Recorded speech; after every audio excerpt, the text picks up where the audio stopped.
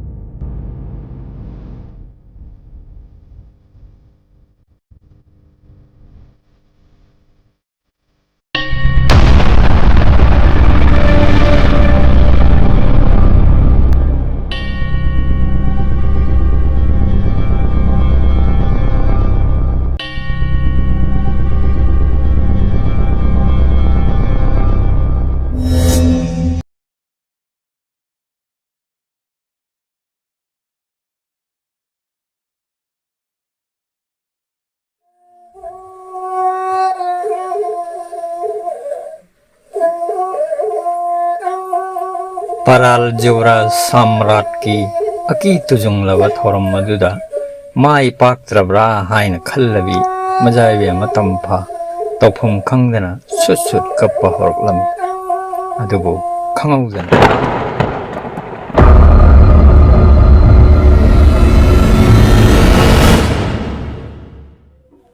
ꯌꯥ!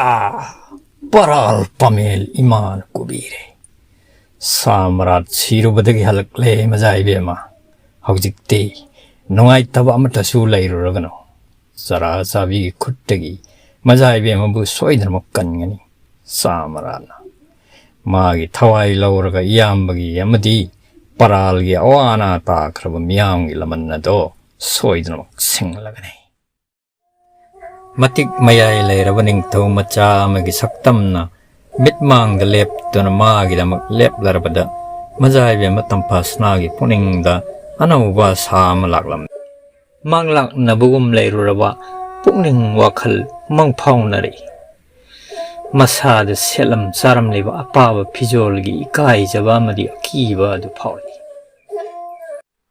ꯃꯖꯥꯏꯕꯦꯝꯃ, ꯑꯩꯒꯤ ꯏꯄꯥ ꯏꯄꯨꯁꯤꯡꯅ ꯊꯝꯕꯤꯔꯝꯕ ꯑꯔꯣꯟꯕ ꯁꯨꯔꯨꯡ ꯑꯁꯤꯗ ꯑꯋꯥꯠꯄ ꯑꯃꯠꯇ ꯂꯩꯔꯣꯏ꯫ ꯈꯨꯠꯁꯨ ꯈꯨꯠꯂꯥꯏ, ꯁꯦꯠꯅ ꯆꯥꯅꯕ ꯄꯨꯝꯅꯃꯛ ꯐꯪꯒꯅꯤ꯫ ꯑꯗꯨꯕꯨ ꯑꯩꯈꯣꯏ ꯃꯐꯝ ꯑꯁꯤꯗ ꯑꯁꯨꯝꯃꯛ ꯃꯇꯝ ꯁꯥꯡꯅ ꯂꯩꯊꯕꯗꯤ ꯌꯥꯔꯣꯏ꯫ ꯆꯔꯥ ꯆꯥꯕꯤ ꯍꯥꯏꯕ ꯐꯠꯇ꯭ꯔꯕꯤ ꯍꯦꯂꯣꯏ, ꯑꯃꯔꯣꯝꯗꯅ ꯃꯇꯤꯛ ꯃꯌꯥꯏ ꯂꯩꯔꯕꯤ ꯇꯥꯡꯖꯂꯨꯛ, ꯑꯅꯤ ꯑꯁꯤꯅ ꯄꯥꯔꯥꯜꯗ ꯂꯩꯕ ꯖꯤꯕ ꯈꯨꯗꯤꯡꯃꯛꯄꯨ ꯑꯣꯠ ꯅꯩꯔꯤ꯫ ꯄꯨꯝꯅꯃꯛꯇꯒꯤꯁꯨ ꯍꯦꯟꯗꯣꯛ ꯊꯣꯏꯗꯣꯛꯅ ꯃꯤꯑꯣꯏꯕꯁꯤꯡꯕꯨ ꯑꯣꯠꯂꯤ, ꯅꯩꯔꯤ, ꯍꯥꯠꯂꯤ꯫ ꯅꯤꯡꯊꯧ ꯃꯆꯥ ꯑꯃ ꯑꯣꯏꯅ ꯂꯩꯕꯥꯛꯀꯤꯗꯃꯛ ꯃꯈꯣꯏ ꯑꯅꯤꯕꯨ ꯃꯥꯌꯣꯛꯅꯗꯨꯅ ꯃꯥꯏꯊꯤꯕ ꯄꯤꯔꯝꯂꯒ ꯂꯩꯕꯥꯛ ꯀꯟꯕ ꯍꯥꯏꯕꯁꯦ ꯑꯩꯒꯤ ꯏꯊꯧꯅꯤ꯫ ꯐꯔꯦ, ꯑꯩꯒꯤ ꯇꯨꯡ ꯏꯟꯕꯤꯔꯛꯂꯣ꯫ ꯏꯃꯥ ꯏꯕꯦꯝꯃꯒꯤ ꯇꯥꯕꯨꯅꯨꯡꯗꯒꯤ ꯄꯥꯔꯥꯜꯒꯤ ꯐꯤꯖꯣꯜ ꯂꯧꯊꯣꯛꯂꯒ ꯃꯖꯥꯏꯕꯦꯝꯃꯗ ꯈꯨꯗꯣꯜ ꯇꯝꯖꯔꯒꯦ꯫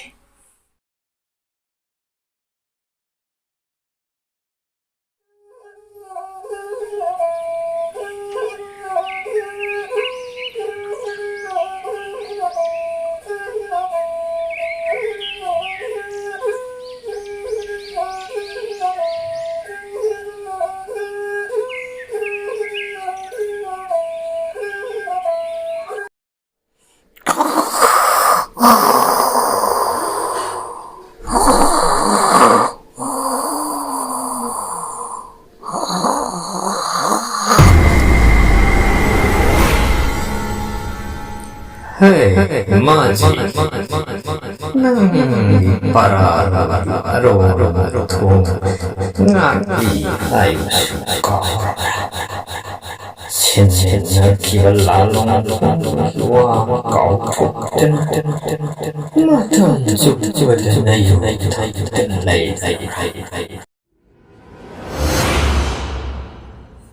Is hey nupi tari bra itaw singungan malakli ne natine masidi ay mangni ne adu asam mang amadi natine Karino dano bo. Tenne makaya horaga brajata bagum lao kong liba sibo. Ay di isu singa wari naruri bani. Hey, nasu singa do sekshelo. Makoy bu kuptan wang daba yadre. Kadai kamari di kadai. Taktabi o ipu, wari ipu matung labaga tamlam bayaram mani. Aduda ipu hidengi kok tudi. Mayu mayayam takwam le. Adu badi kamdong ni kanmada mayak sengna.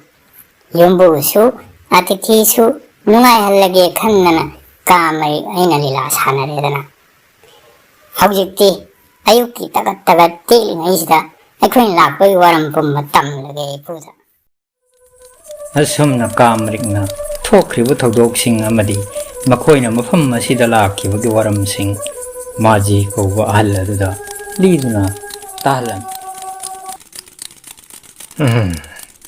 on thok panida kamrik pare salu thille nakoyna mikup amatang panthabada aikhoy pumnamak awa batare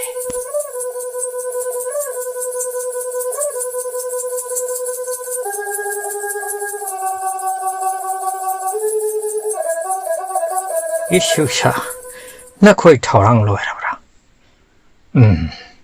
isu nupi LEIRONG nahakti mafam masida laihawbana phagani tamo surong ramakaral gi thawai lawkibagi pawna PARAL ngamde yaukrai haujikti mafam maduda khongtang khudimak kurong thiningai oiragani Ipu nasudi yamong mukak thadok laroi.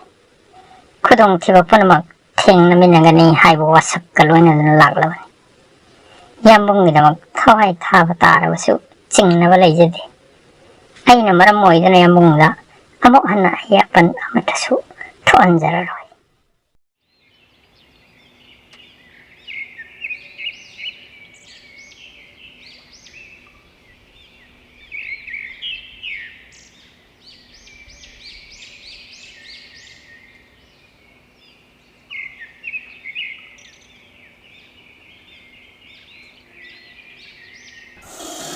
Mamay thangdadi majina TOMPOK kamarik amadi LEIRONG lamjingduna asuk umangim famma madala